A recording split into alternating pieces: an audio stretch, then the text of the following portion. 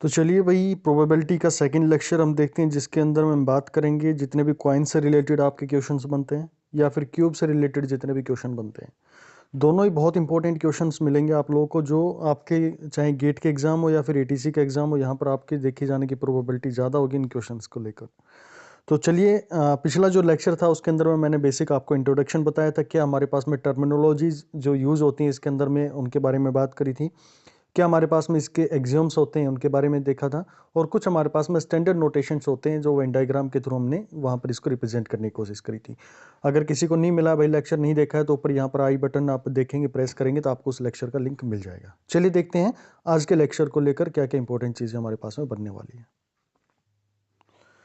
तो पिछली जो क्लास में हमारी कहानी ख़त्म हुई थी वो यहाँ पर हुई थी कि हमने एक बेसिक जो डेफिनेशन थी वो फॉर्मूला था वो डेवलप कर लिया था कि जब भी हमें किसी भी इवेंट की प्रोबेबिलिटी निकालनी होती है तो हमें favourable cases divide by total number of outcome निकालने हैं। और ये भी चीज़ मैंने बताई थी कि आपके 80 से 85% क्वेश्चन केवल और केवल इस फॉर्मूला का यूज़ करके सोल्व होने वाले हैं। ये हमारे पास में जो यहाँ लिखना है ना, ये नंबर ऑफ केसेस होते हैं, यानी कि एलिमेंट ऑफ इवेंट बोल सकते हैं, और एलिमेंट ऑफ स्पेस के बारे में मैंने बात करी थी, तो आप देख सकते हैं पिछले लेक्चर में जाकर। हाँ, ये मैंने टाइप्स बताए थे, क्या क्या टाइप हमें पढ़नी है, coin based, dice, card, balls और मिसलेनियस टाइप में पढ़नी है।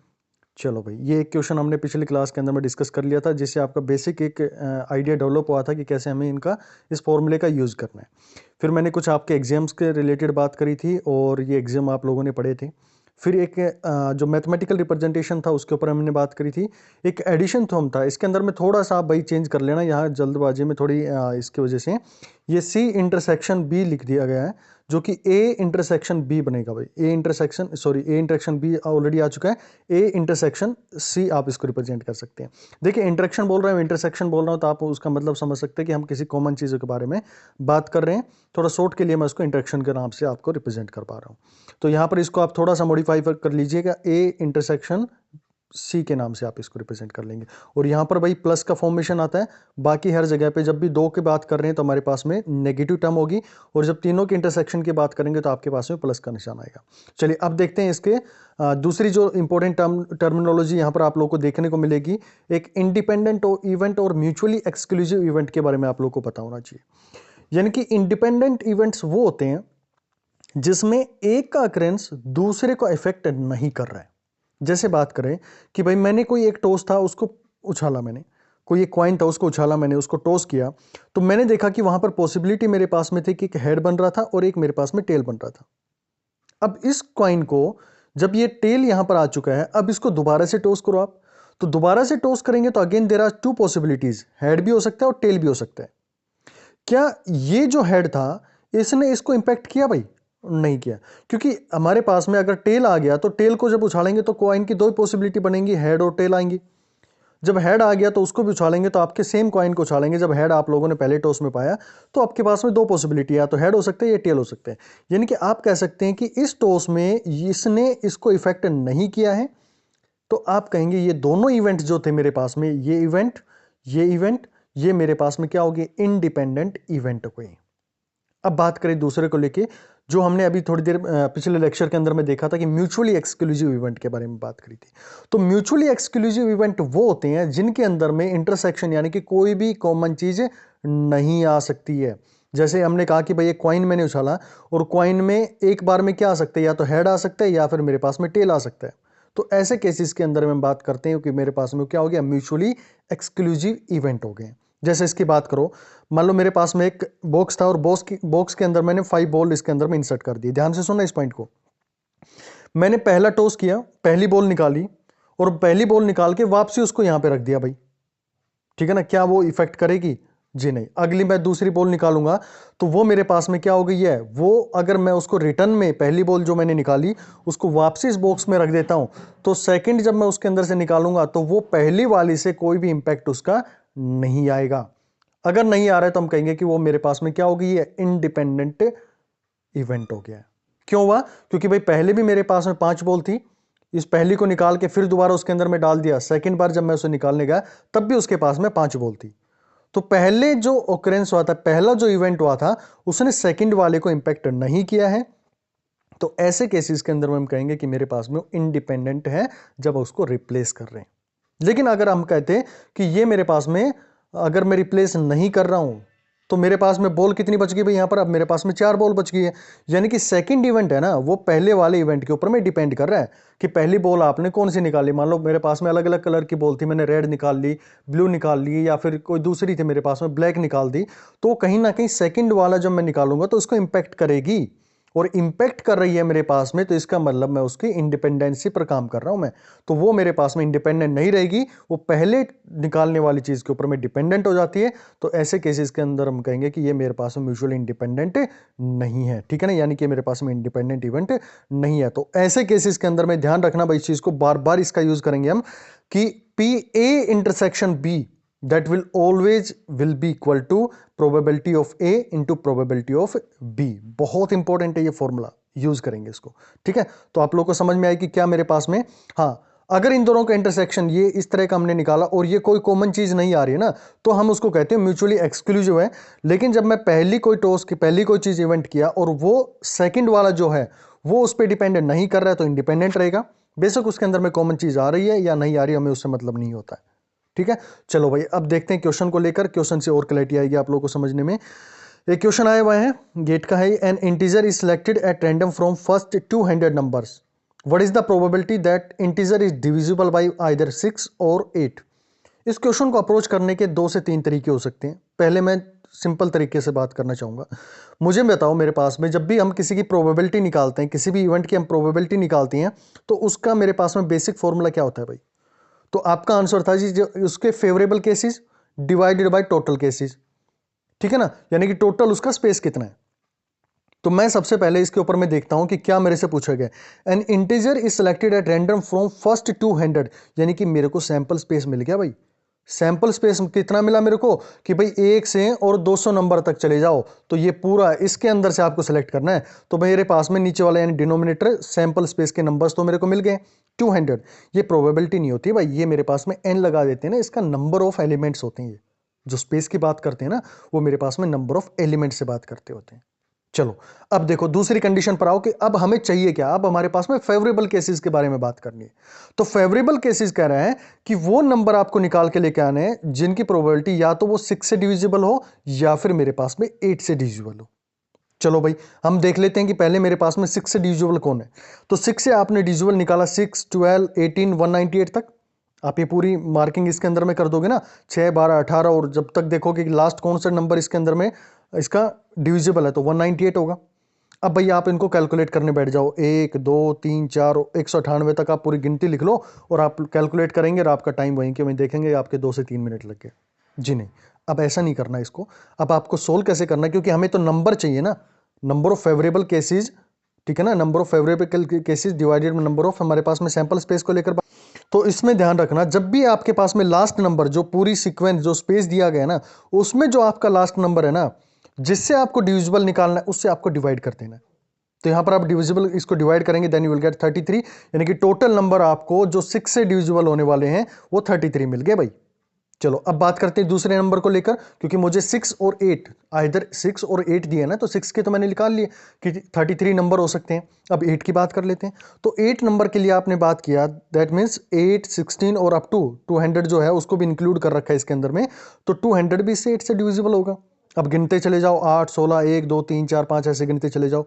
जैसे करेंगे जी नहीं, ऐसा नहीं करना। आप लोगों को क्या करेंगे, जो लास्ट नंबर मेरे पास में आया उसको, जो लास्ट जिससे निकालना है, जिससे डिविजिबल निकालना, उससे डिवाइड करो, तो आपको मिल जाएगा number, that is 200 divide by 8, that will be equal to 24। आप लोग के पास में मिल जाएगा, ठीक है।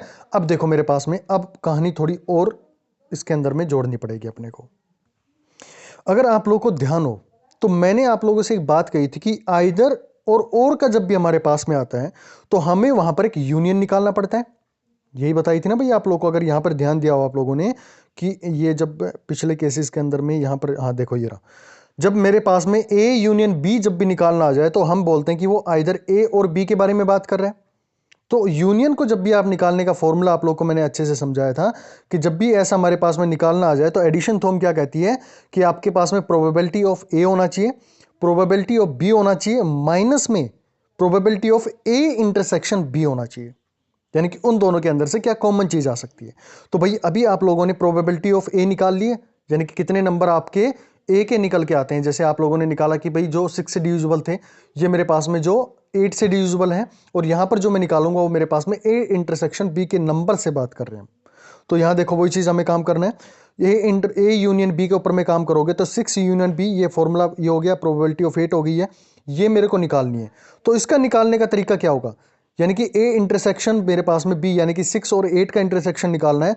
तो सिंपल सी चीज है कि मुझे इनके एलसीएम निकालना पड़ेगा, पहले तो 6 और 8 का। तो इन दोनों का आपने एलसीएम निकाला, दैट इज 24।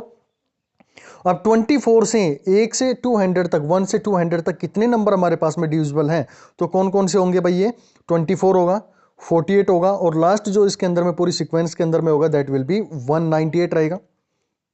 ठीक है ना, 192 रहेगा इसके अंदर में।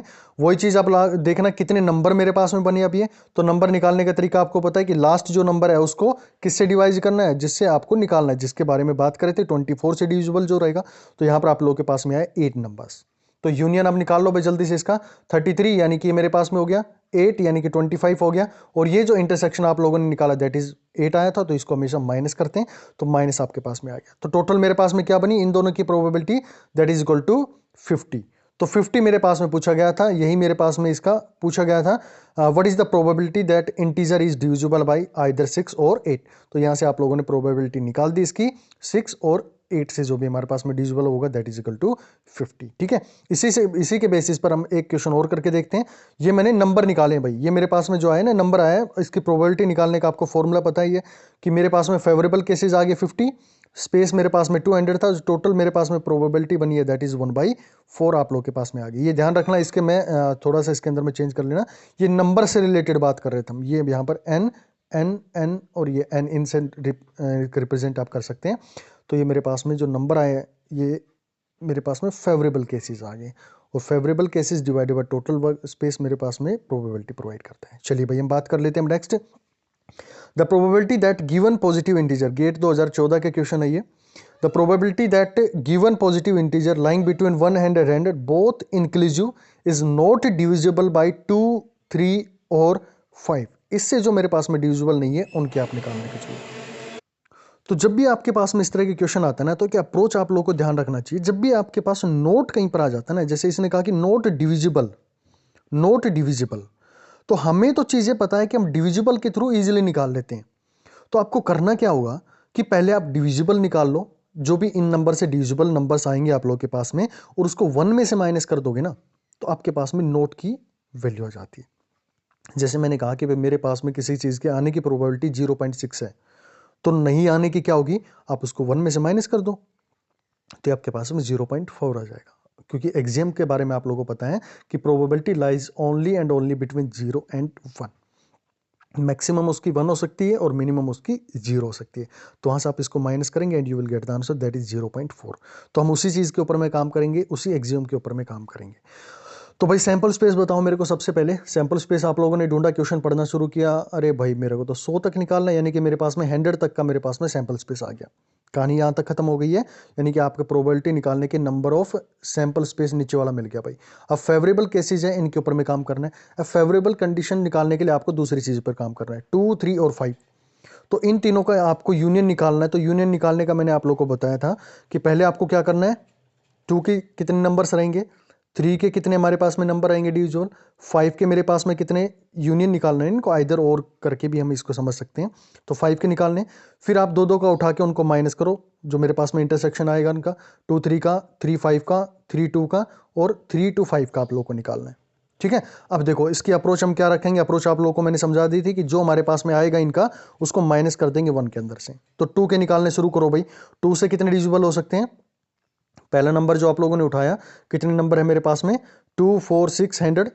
तो टोटल नंबर निकालने के लिए लास्ट नंबर को जिससे निकालना है उसका डिवाइड कर दो आप, तो आपके पास में 50 नंबर्स आ गए। यानी कि 2 से डिविजिबल होने वाले मेरे पास में 50 नंबर्स। 3 से निकालेंगे 3 6 99, क्योंकि मुझे 90 स्पेस मेरे पास में कब तक है, 100 तक का है ना, 1 से 100 तक का, तो 99 तक मैं मैक्सिमम अप्रोच कर सकता हूँ। तो यहाँ पर आप लोगों ने निकाला 33 नंबर्स आ गए। 5 का आप लोग निकालेंगे तो 100 मेरे पास में आ गया, ये 5 की बात कर रहा हूँ मैं। तो 5 10 टोटल कितने नंबर आएंगे, जो लास्ट नंबर डिविजिबल है उसको जिससे निकालना है उससे डिवाइड कर दो, तो आपके 5 से निकालना है, टोटल आप लोग के पास में 20 नंबर्स आ गए। नेक्स्ट हम बात करते हैं 2 और 3 को लेकर। तो 2 और 3 का जब इंटरसेक्शन की बात करेंगे तो आपको बहुत अच्छे से पिछले एग्जांपल के अंदर में समझ में आया होगा कि हमें इनका एलसीएम ले लेना है। तो इसका एलसीएम कितना आएगा भाई? इसका एलसीएम आप निकालेंगे तो आपके पास में आने वाला 6, 2 और 3 का एलसीएम आपके पास में 6 आएगा।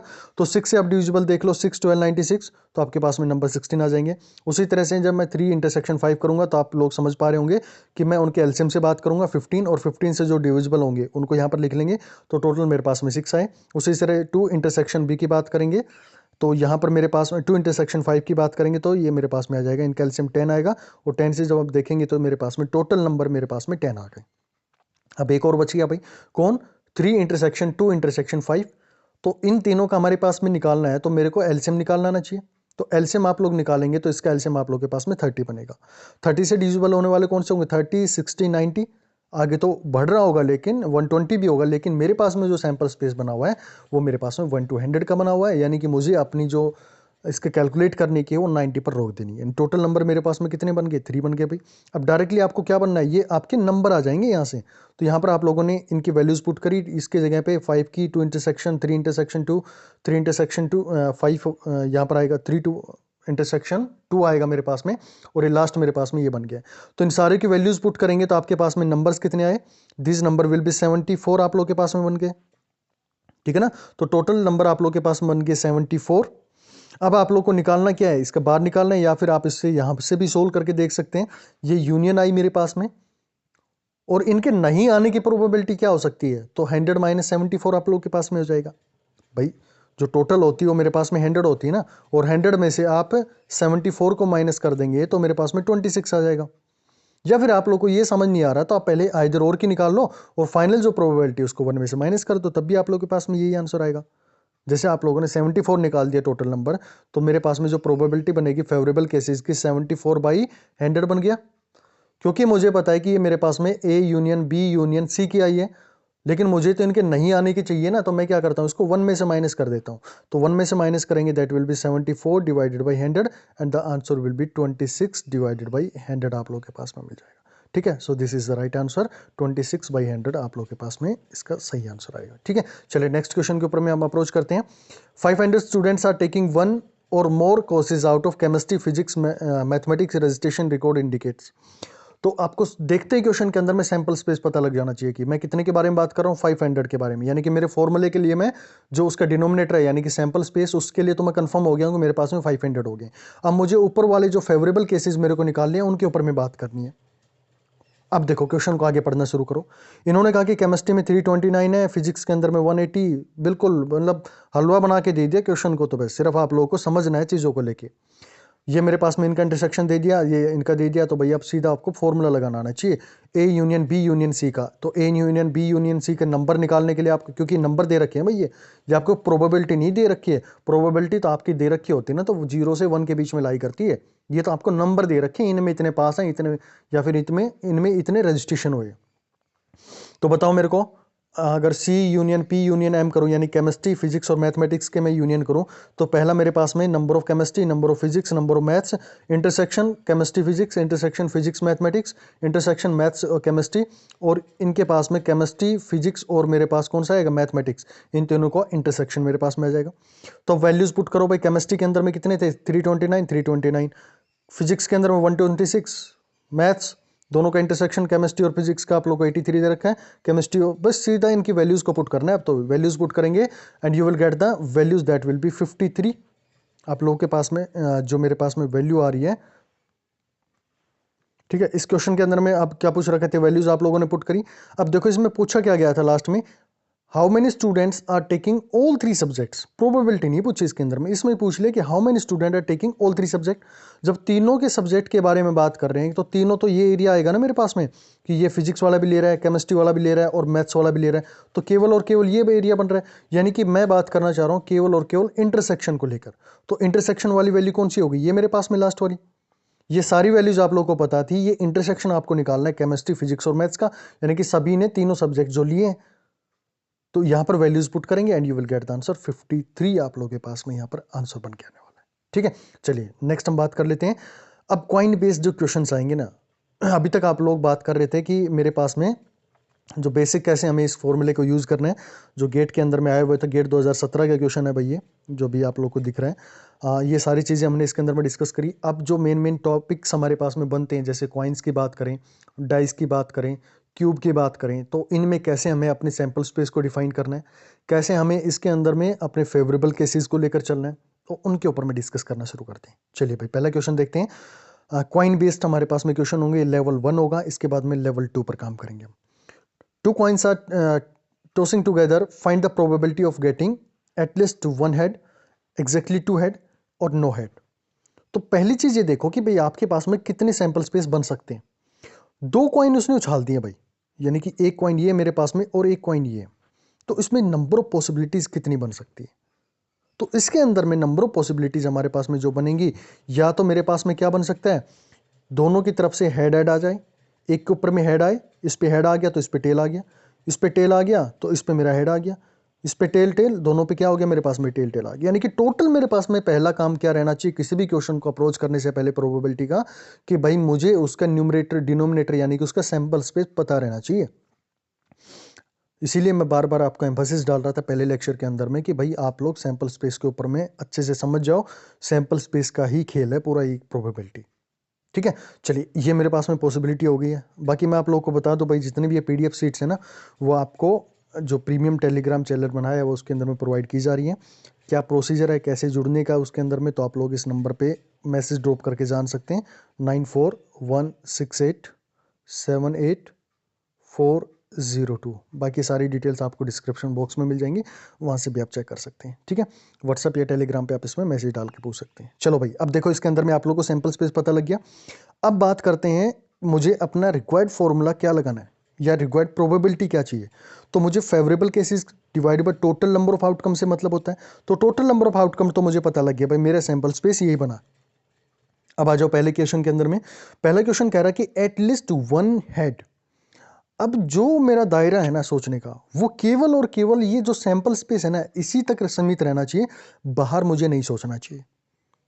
अब इसके अंदर में देखो कि एक हेड आने की कम से कम का मतलब होता है एटलीस्ट, यानी कि अगर आपके पास में एक दे रखा है ना और आपके पास में मैक्सिमम 4 जा सकते हैं, तो 0 को छोड़कर एक भी हो सकता है, 2 भी हो सकता है, 3 भी हो सकता है, 4 भी हो सकते हैं। यानी कि एटलीस्ट एक तो होना ही होना चाहिए, इससे ज्यादा हमारे पास में हो सकते हैं।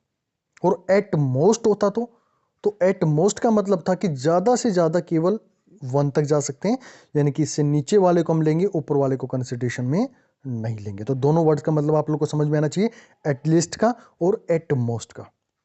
एट मोस्ट के ऊपर में क्वेश्चन आएंगे तो मैं बात करूंगा उनको लेकर। तो यहां पर देखो भाई, एटलीस्ट वन हेड, तो इसके अंदर में हेड आ रहा है भाई, नीचे वाले के अंदर में नहीं आ रहा।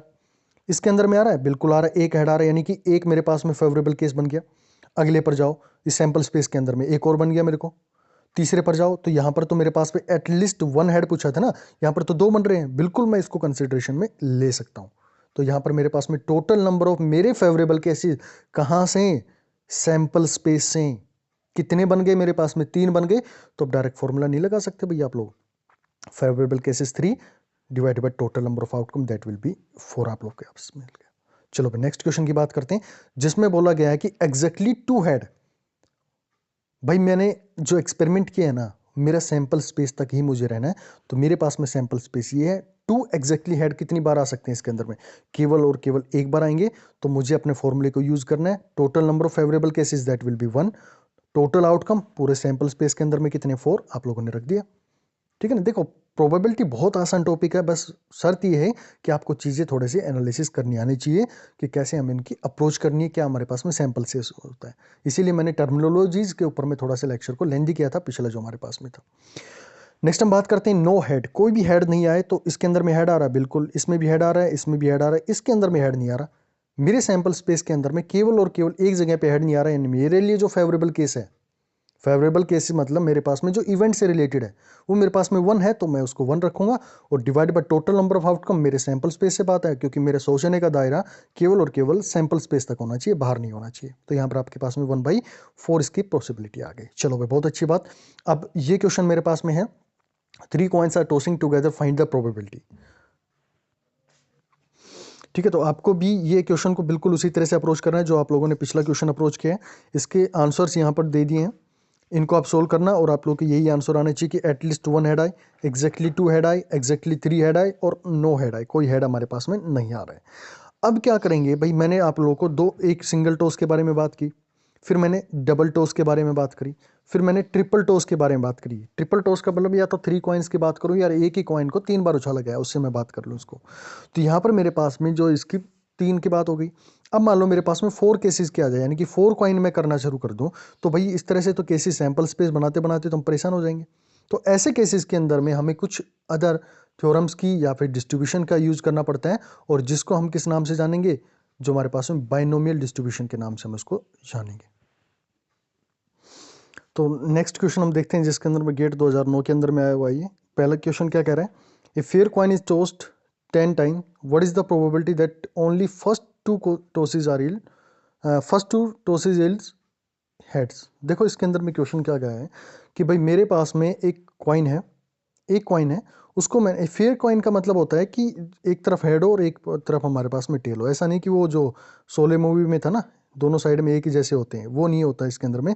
फेयर कॉइन का मतलब है एक साइड आपके पास में हेड हो और दूसरी साइड उसके टेल हमारे पास में बना होना चाहिए।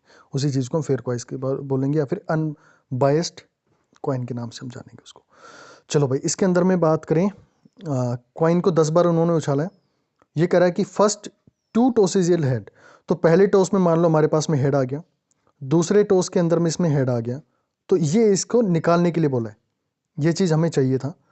फिर कह रहा है कि आपके पास में जो बाकी जो बच गए वो मेरे पास में टेल होंगे, जो बाकी जो बच गए मेरे पास में, अगर पहले मेरे पास में हेड आ गए हैं, दोनों हेड आ गए हैं, तो बाकी के जो 8 केसेस मेरे पास में बनने वाले वो क्या दिखाएंगे, मेरे को टेल दिखाएंगे। तो ये यही चीज़ कह रहा है कि पहले जो आने की प्रोबेबिलिटी क्या रहेगी आपके पास में, यानी कि इनकी टोटल क्या आपको निकालनी है। तो क्या करेंगे, जो हेड के आने की प्रोबेबिलिटी क्या होती है भाई मेरे पास में 1/2, तो यहाँ पर 1/2 कर देंगे, क्योंकि मेरे पास में म्यूचुअली एक्सक्लूसिव जो दोनों इवेंट्स है, तो यहाँ पर मेरे पास में जो प्रोबेबिलिटी होगी इनकी, आप लोग को ध्यान होगा, तो हमारे पास में दोनों को क्या हो जानी है, ये मेरे पास में मल्टीप्लिकेशन में आ जाएगी। तो यहाँ पर इन दोनों को मल्टीप्लाई करते चले जाएंगे, 1/2 पहले ऐड की, 1/2 दूसरे ऐड की, और टेल, क्योंकि जो मेरे पास में इनकी भी प्रोबेबिलिटी क्या होती है 1/2 ही होगी। तो 8 टाइम आप लोग को क्या करना है, टेल को मल्टीप्लाई करना है। तो टोटल आप लोग जब इनको करेंगे, क्योंकि बेस मेरे पास में सेम है, तो बेस सेम होने की वजह से इनके पास में प्रोबेबिलिटी जो आएगी मेरे पास में, दैट विल बी 1/2 पावर 10 आप लोग के पास में आ जाएगी। ठीक है, चलिए नेक्स्ट क्वेश्चन हम देखते हैं। If 2 fair coins flipped and at least one of the outcome is known to be head, what is the probability that both outcome are heads, आप लोगों से पूछा गया है। ठीक है, अब देखो आप लोगों को करना क्या होगा, इसके अंदर में क्वेश्चन में दिया गया है, इतने क्वेश्चन को भूल जाओ अभी आप लोग, ये पूरा भूल जाओ पीछे का, क्योंकि ये मेरे पास में रिक्वायर्ड फेवरेबल केसेस के बारे में बात कर रहे हैं। If 2 fair coins flip and at least one of the outcome is known to be head. ठीक है, तो आप लोग को क्या करना है, दो जो हमारे पास में कॉइन है उसने टॉस कर दिए, तो क्या क्या हमारे पास में सैंपल स्पेस बन सकता है, that is head head, head tail, tail head और टेल टेल आप लोगों के पास में मिल गया। ठीक है भाई, अब आप लोग यहां पर देखो, what is the probability that both outcome are heads, दोनों हमारे पास में आउटकम जो है हेड आएंगे मेरे पास में। तो इस प्रोबेबिलिटी स्पेस के अंदर में जो मेरे पास में स्पेस बना था सैंपल स्पेस, इसके अंदर में हेड कितनी बार आ रहे हैं, एक बार आ रहा है, तो आपने लिखा 1। टोटल स्पेस मेरे पास में जो फॉर्मूला था कितना था मेरे पास में, 4 था, तो आप लोगों ने आंसर लगाया 1/4। ठीक है, यानी कि मेरे पास में दोनों हेड जो आ सकते हैं वो एक बार आ सकते हैं, और पूरे sample space, number of element in sample space that is equal to 4। और आप लोग इसको लगा के आगे, और ये ऑप्शन आप लोग को ऑप्शन उसमें पेपर के अंदर में मिलेगा, और जैसे देखोगे 1/4 पे आप लोगों ने क्लिक कर दिया और आप लोगों का नेगेटिव में चला गया, फाइनल रिजल्ट से बात करेगा, क्योंकि आप लोगों ने क्वेश्चन जो था ना वो ठीक से समझा नहीं। इसमें क्वेश्चन में ये समझाया गया था कि at least one of the outcome is known to be head, यानी कि कम से कम एक हेड तो होना चाहिए हमारे सैंपल स्पेस के अंदर में। ठीक है ना, सैंपल स्पेस के अंदर में, प्रोबेबिलिटी की बात नहीं कर रहा है, ये प्रोबेबिलिटी जो निकालनी है वो तो बाद की बात है, इसीलिए मैंने आप लोगों से कहा था कि अभी इसको भूल जाओ आप लोग।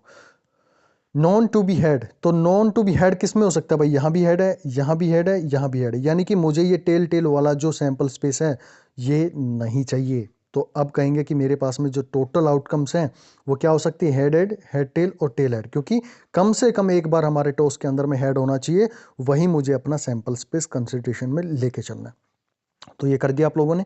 चलो भाई अब देखो इसके अंदर में कितने हेड हो सकते हैं, जो अब क्वेश्चन क्या पूछ रहे हैं, what is the probability that both outcome are head. तो यहाँ पर भी एक बार ही हेड होगा, लेकिन जो मेरे पास में सैंपल स्पेस के एलिमेंट्स वो चेंज हो गए हैं। अब कितने एलिमेंट रहेंगे, 1 2 एंड 3, तो 1/3 आपके इसकी रिक्वायर्ड प्रोबेबिलिटी आंसर में आ जाएगी। ठीक है, तो ये देखो, ये थोड़ा सा इसके अंदर में आप लोगों को ध्यान रखना पड़ता है कि क्वेश्चन हमें क्या पूछ रहा है और हमें निकालना क्या है। सैंपल स्पेस बनाना ही बहुत जरूरी है। जरूरी नहीं कि दो टॉस हमारे पास में, दो कॉइन उसने टॉस किए तो हमेशा यही चार हमारे पास में सैंपल स्पेस बनेंगे। उसने कुछ ना कुछ और स्टेटमेंट दे रखी है कि वहां पर एटलीस्ट एक हेड उसके पास में जरूर होना चाहिए, तो आपको उसका सैंपल स्पेस थोड़ा सा चेंज करना पड़ेगा, यानी कि टेल टेल वाले को हटाना पड़ेगा यहाँ से। चलो अब नेक्स्ट क्वेश्चन पर बात कर लेते हैं। बहुत इंपॉर्टेंट क्वेश्चन है ये, गेट 2012 में, ईसी में, डबल ई में, आईएन में, सब में क्वेश्चन आया हुआ था। क्यों आया हुआ था इसका रीजन अभी आप लोग करेंगे तो आप लोग को समझ में आ जाएगा इसका। A fair coin is tossed till a head appear for the first time, probability that the number of required toss is odd. ये कह रहा है कि हमने एक फेयर कॉइन है उसको टॉस किया भाई, और हेड जो है ना, head appears for the first time, probability that the number of required toss is odd. यानी कह रहा है कि आप लोग जब भी टॉस करेंगे तो आपका जहां पर हेड आएगा ना वहां पर आप लोग को रुक जाना है, और आपको हेड जो टॉस कर रहे हैं वो इस तरह से होने चाहिए कि आपके पास में ओड नंबर ऑफ टॉसेज हो जाए। तो आप लोगों ने पहले टॉस किया और पहली बार में आपको हेड मिल गया, आपने अपना एक्सपेरिमेंट रोक दिया। फिर आपने दूसरा एक्सपेरिमेंट किया, दूसरे में आप लोगों ने, मान लो आपको टेल मिला, फिर दूसरे में भी टेल मिला, और तीसरे में आप लोगों ने दोबारा से उसी कॉइन को टॉस किया तो आपको हेड मिला। आप यहीं अपना एक्सपेरिमेंट रोक देंगे। फिर आप लोगों ने दोबारा से उसको टॉस करना शुरू किया, टेल टेल टेल टेल, और लास्ट में फिफ्थ नंबर पे आपको क्या मिल गया, हेड मिल गया। आप अपना एक्सपेरिमेंट रोक देंगे। ऐसे आप क्या करते हैं, इनफाइनाइट नंबर तक चलते रहेंगे भाई, क्योंकि इसने तो ये बोला ना कि आपको प्रोबेबिलिटी निकालनी है कि number of required tosses odd आपको देने। फर्स्ट टाइम जहां पर हमारे पास में हेड आ जाएगा वहां पर रोक लेना। तो ये सारी पॉसिबिलिटीज हो सकती हैं भाई, जरूरी थोड़ी ना आपने पहली बार टॉस किया और हेड मिल गया, हो सकता है नहीं मिला, तो आपको ये करके देखना पड़ेगा।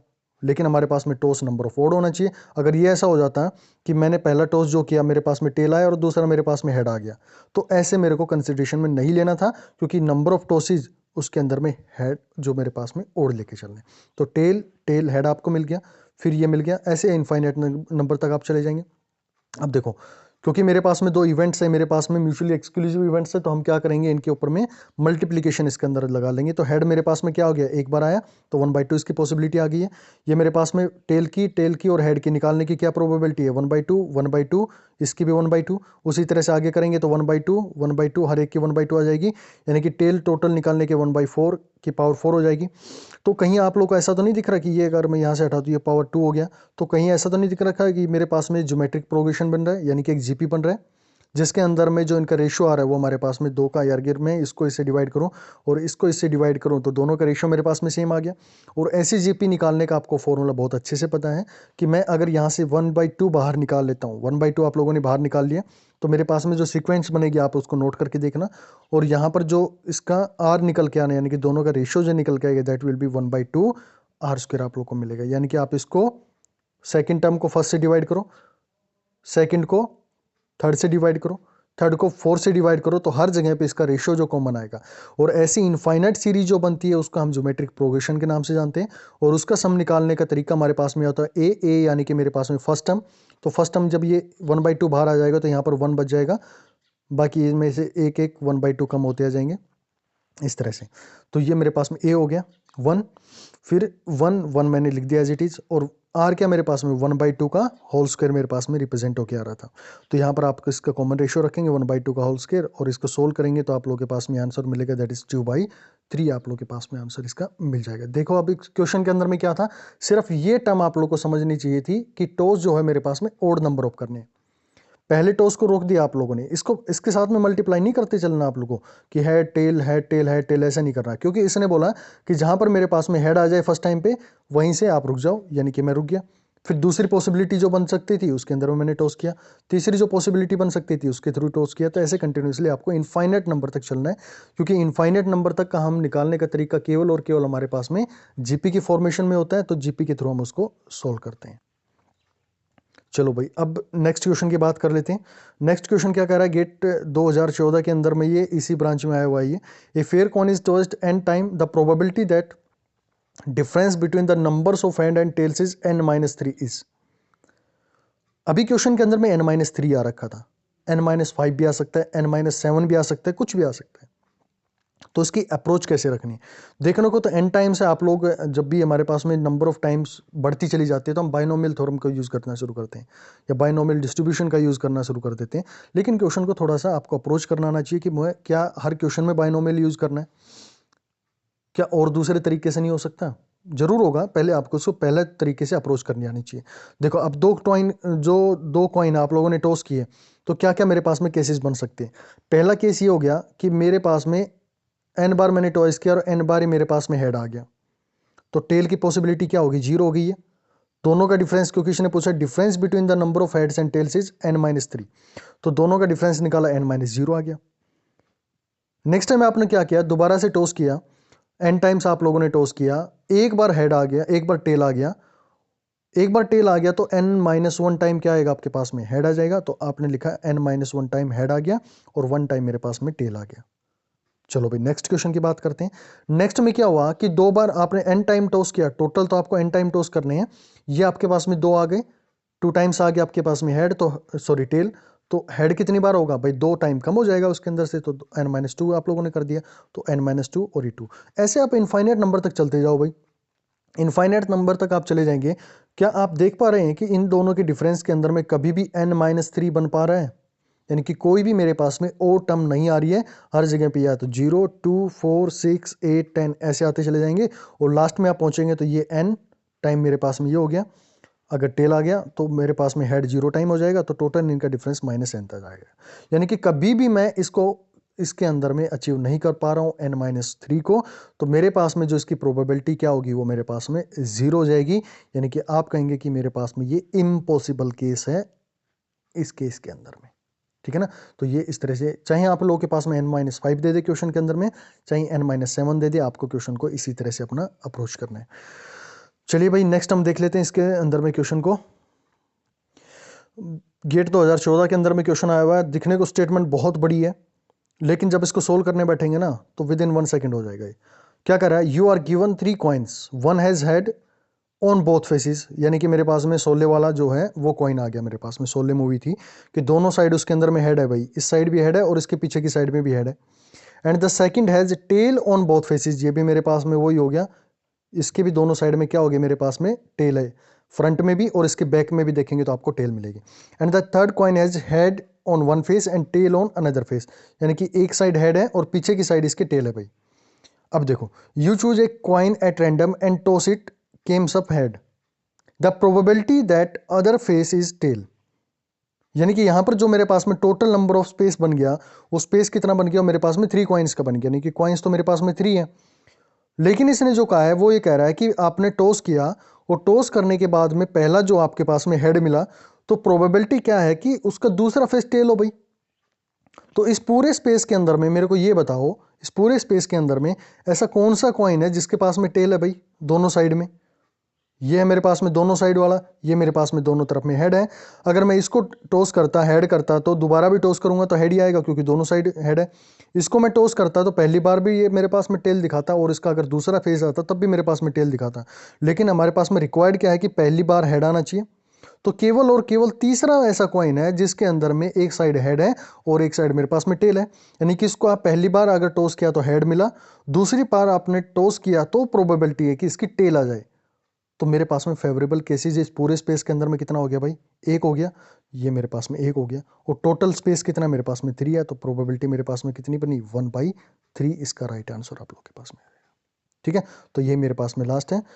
क्यों दो पिछले वाले क्यों नहीं आ सकते, रीजन आपको समझ में आ गया होगा, क्योंकि पहला आप लोगों ने हेड टॉस किया है तो दूसरा उसके पास में टेल आना चाहिए, और केवल वो थर्ड कॉइन के अंदर में प्रेजेंट है, बाकी किसी के अंदर में इसके प्रेजेंट नहीं है। ठीक है, तो भाई ये थी हमारे पास में लेवल 1 के कॉइन बेस्ड जितने भी क्वेश्चंस थे उनको मैंने यहाँ पर आप लोग के साथ में सोल्व करने की कोशिश करी है। नेक्स्ट जो लेक्चर आएगा उसके अंदर में मैं बाइनोमियल डिस्ट्रीब्यूशन का यूज करके कॉइन बेस्ड के क्वेश्चन जो हैं वो कैसे सोल्व करने हैं उनके बारे में डिस्कस करेंगे, जो कि बहुत इंपॉर्टेंट टॉपिक रहेगा आपके गेट के अंदर में क्वेश्चंस, या फिर एटीसी के एग्जाम के अंदर में क्वेश्चंस वहाँ से पॉसिबिलिटी बनती रहती है। ठीक है, ये आपका बेसिक आप लोग का पहला लेक्चर कंप्लीट हो गया है। चलिए मिलते हैं फिर नेक्स्ट लेक्चर के अंदर में, इसी के बाद में कंटिन्यूशन में वो लेक्चर आने वाला है। ठीक है, इसको आप अच्छे से देखो, चीज़ें समझो, फिर बाइनोमियल के ऊपर में आओ। बाकी टेलीग्राम लिंक और जो भी भाई व्हाट्सअप नंबर है या जो भी चीज़ें आप सबको डिस्क्रिप्शन बॉक्स में मिल जाएंगी, वहाँ से आप ज्वाइन कर सकते हैं। क्या प्रोसीजर होता है उन चीज़ों को जानने की पूछ सकते हैं उस पर मैसेज ड्रॉप करके। Thank you so much.